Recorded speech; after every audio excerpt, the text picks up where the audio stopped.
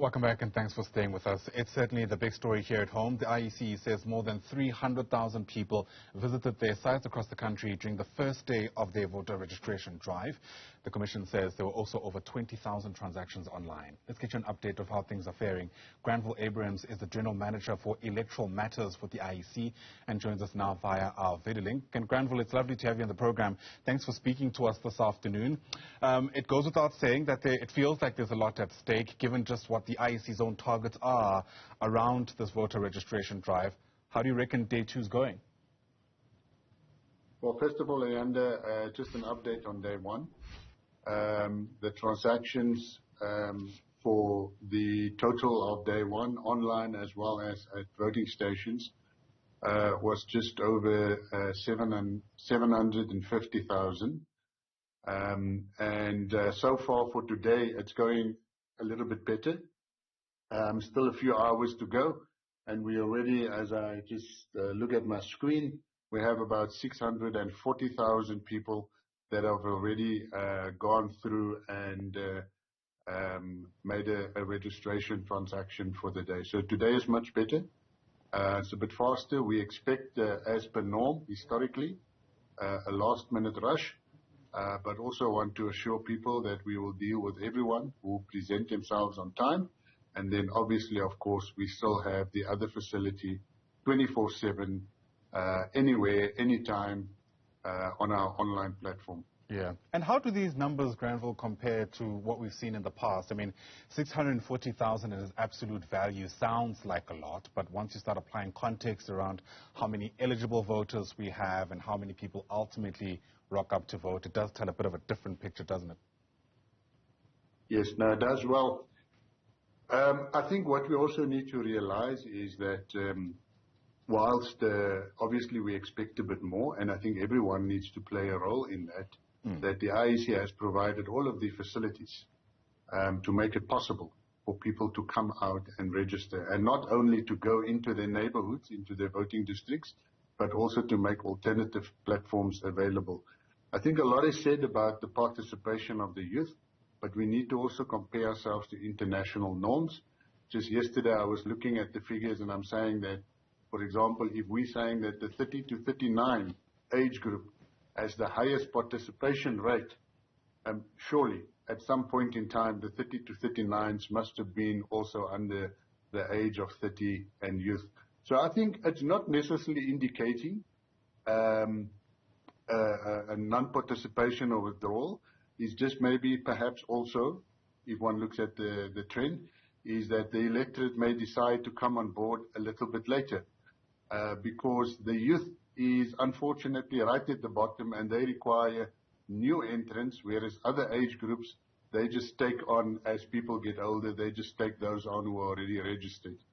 But we are encouraged by the fact, specifically on our online platform, that predominantly that the youth is participating, so it was a good investment in luring the youth also to get involved. Yeah.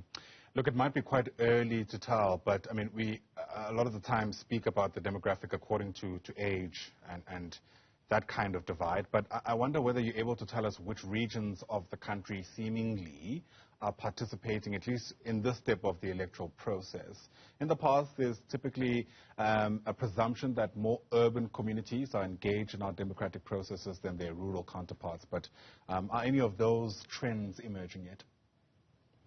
Well, what we can see based on the voters roll currently, the numbers are obviously concentrated in the urban provinces, if I could term it that. So in terms of numbers, just actual numbers coming through, Gauteng and KZN being the biggest provinces, that's what contributes the numbers.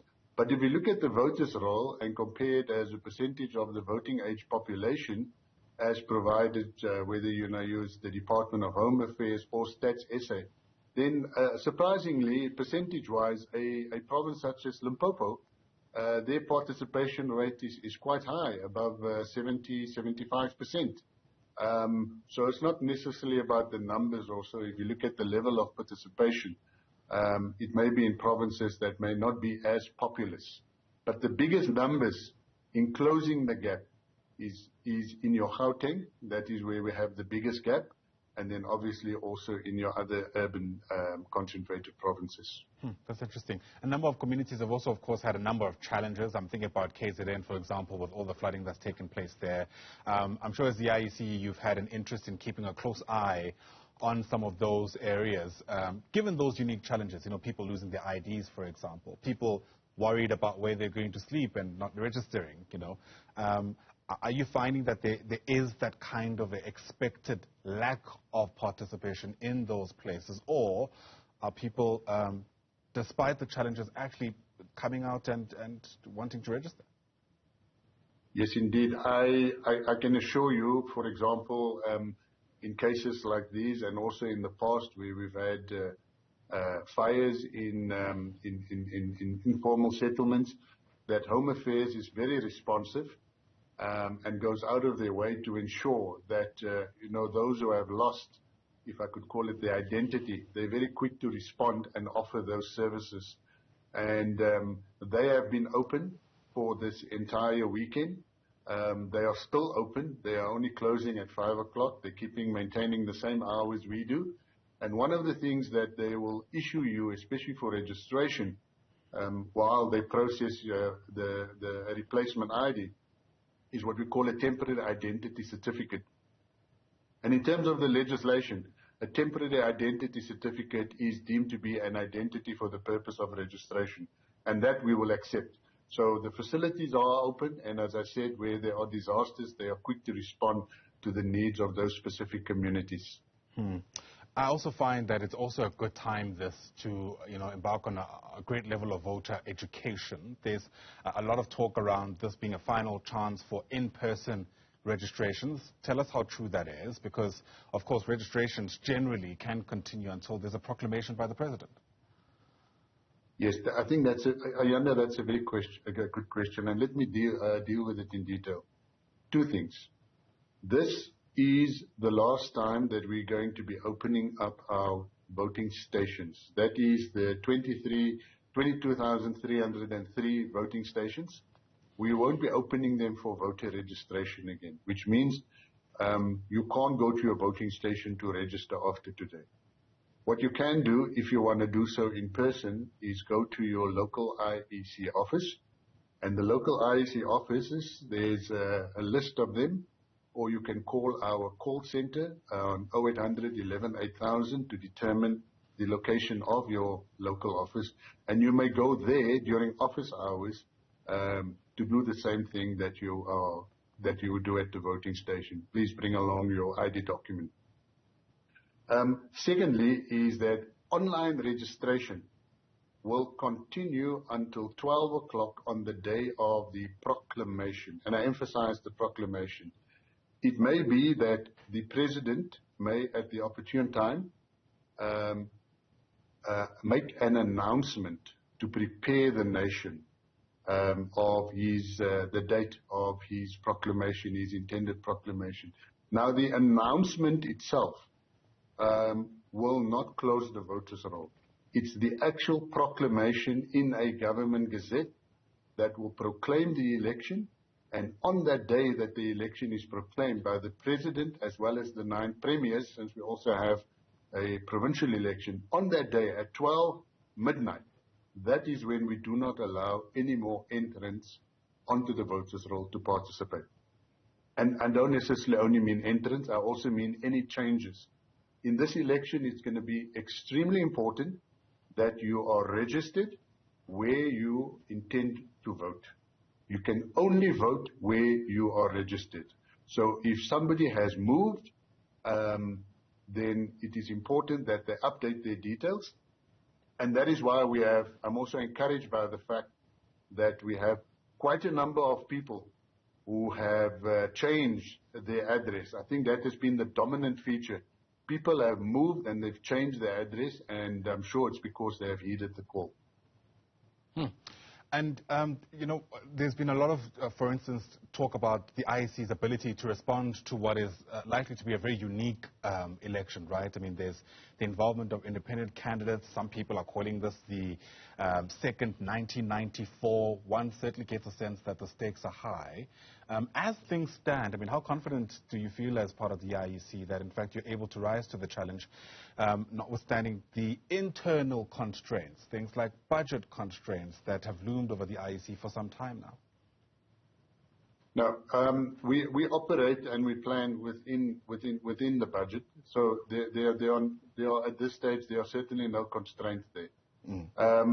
The impact of the changes, we have been able to work with what we have. Ballot papers, we will always have ballot papers, whether it's the length or the design of the ballot paper that may change. That we have already been engaging the printing industry for some time now. We are as prepared for this election to have it as required at the very earliest possible date, at the expiry of the 5-year term, or if it is at the President and the Premier's discretion to have it at any later date, then we're also ready to have it then. We are currently, as far as the readiness for the election is concerned, we are finalizing the recruitment of staff. We have already started the training of trainers. We have all of our materials. The procurement processes are either complete or at the point where tenders are being evaluated or being allocated. So that in that area, logistically and in terms of voting stations and staff, we are adequately prepared to have an election on the earliest possible date. The challenges that you may mention is challenges that we anticipate and we are geared for them, such as ballot papers and maybe other materials, but they are already, as I've said, we are good to go as far as they are concerned, as well as our systems that we had to adapt to the new amendments.